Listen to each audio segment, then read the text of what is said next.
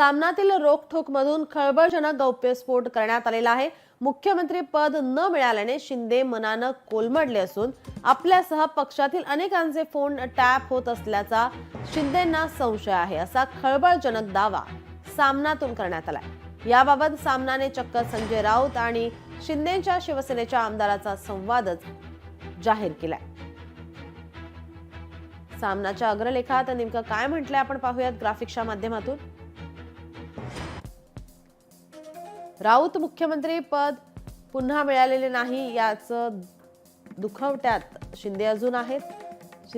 शिवसेना आमदार ते त्यांच्याही पलीकडच्या समाधी अवस्थेकडे पोहोचले आहेत, शून्यात गेले आहेत। राऊत शिंदेंना धक्का बसला आहे काय?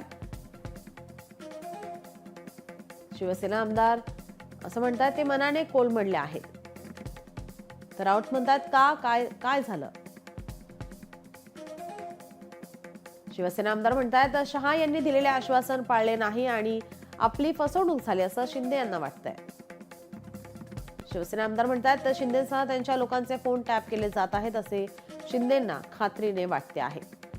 शिवसेना आमदार म्हणतात दिल्लीच्या एजन्सी आपल्या हालचालींवर पाळत ठेवून असल्याचा शिंदेंना संशय आहे।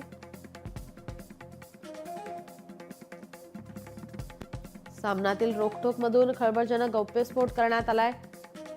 राऊत आणि शिवसेना आमदारांमधील संवाद हा या ठिकाणी आता आपण ग्राफिक्सच्या माध्यमातून पाहिला।